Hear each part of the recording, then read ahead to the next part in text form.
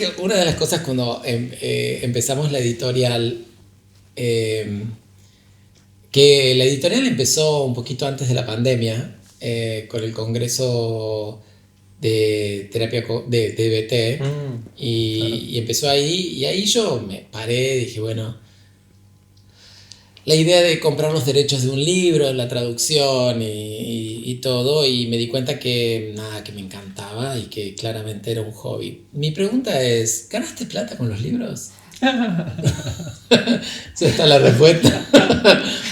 Me parece interesante porque creo que si la gente va a escribir tiene que saber que la escritura tiene que ser un reforzador por sí mismo en algún punto.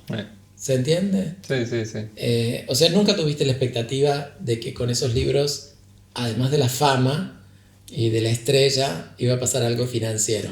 Lo hice solamente para llegar al Maipo, ponerme las plumas y lo hice solo para eso. Está bien, es el único motivo. Pero porque uno de los libros, o sea, los cuatro, los libros que hiciste, los de Bat, estaban en relación, los dos libros de Bat están en relación con este gringo, bueno, lo sacaron en una editorial, lo sacaste solo, un esfuerzo muy personal, todo es muy personal, hasta el diseño, los dibujos y todo.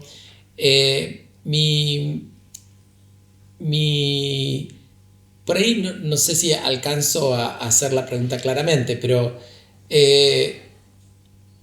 para vos, ¿qué funcionó como reforzador, además de la habilidad de ponerte las plumas? No, ¿cuál es el motor? ¿Sí? O sea, ¿qué lo empuja? Sí. Sí, que lo empuja. No, el dinero, lo sabes mejor que nadie, no. Todo esto no genera. De todos modos, sería hipócrita también de mi parte no reconocer que hay una... Digamos, yo doy clases. Sí. Yo doy clases y vivo de dar clases, en parte, un poco de clínica, un poco de dar clases. Y, por supuesto, el tipo de exposición que genera la fama, como vos decís, que igual, exposiciones en un mundito chiquitito así, sí.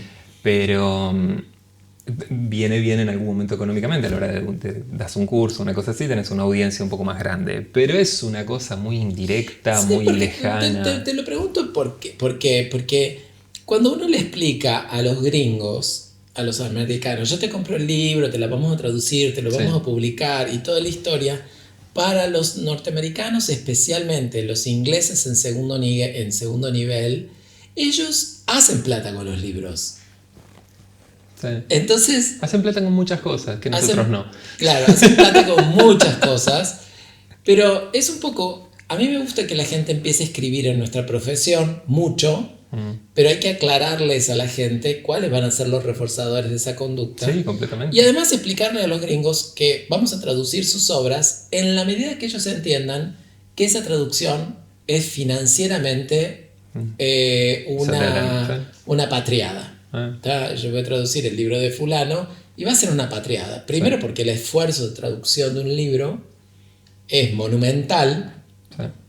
El traductor no gana nunca nada, en raras ocasiones.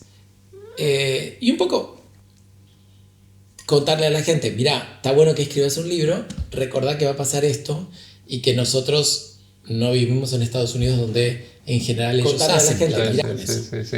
¿Tuviste alguna situación con anglosajones en relación al tema un poco de los derechos y eso? ¿Cómo te fue con eso? De hecho sí, hace no mucho quise traducir un capítulo del libro de Pepper, de Stephen Pepper, que es Word Hypothesis, que es sobre pragmatismo, básicamente filosofía, contextualismo funcional, la filosofía de la ciencia, de las terapias contextuales, bla, bla, bla.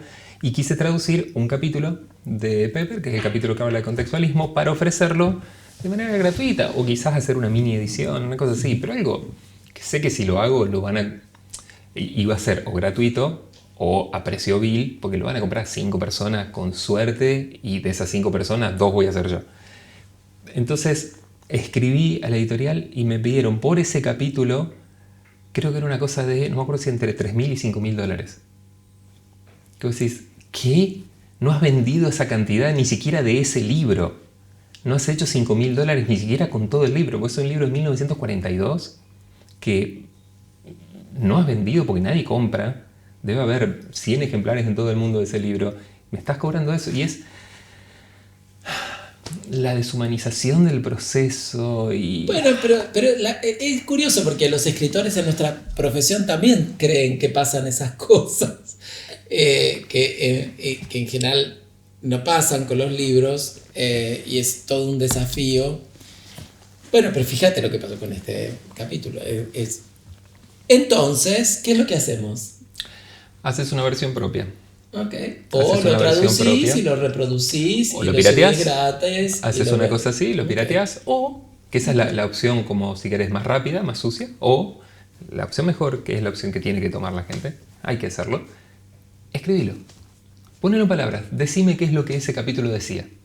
Tratá de contar qué es lo que ese capítulo decía. Ok, no puedo usar ese material. Ok, podés contármelo. Okay. Y podés, en el proceso de contarlo, adaptarlo.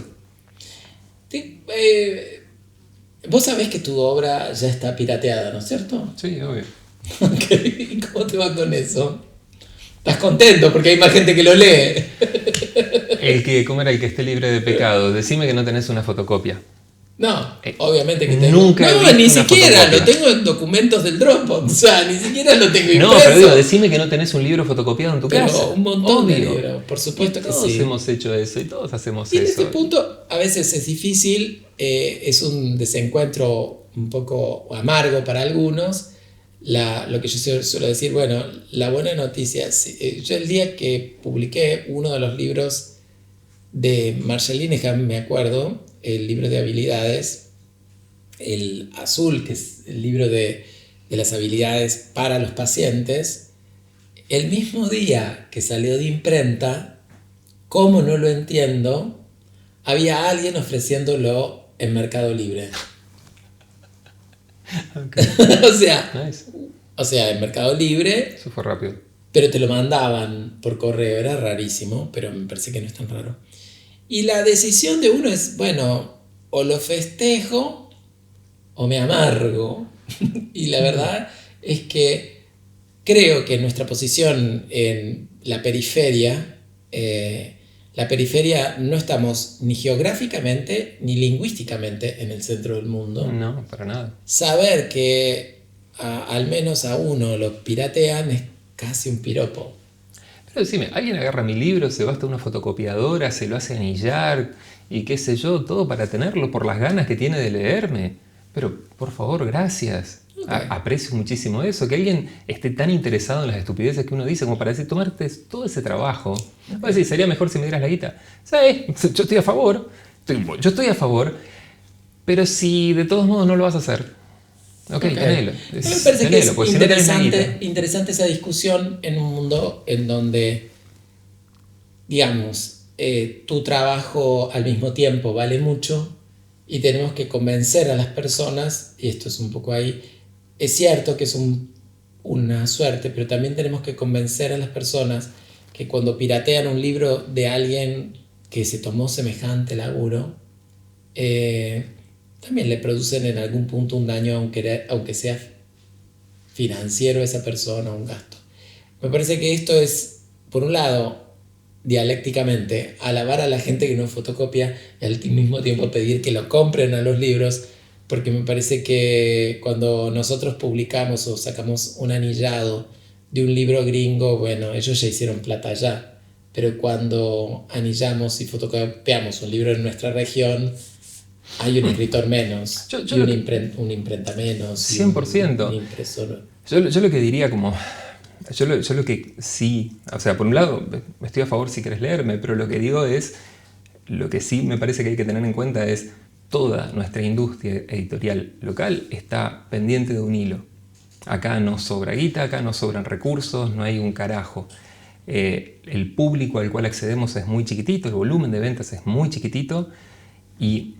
Me parece que hay una pequeña decisión ética a considerar cuando vas a piratear un libro, sobre todo si es un libro local.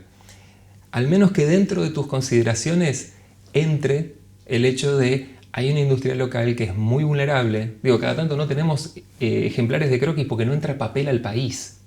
Es decir, la industria siempre pende de un hilo y uno puede con la guita como elegir apoyar esa industria.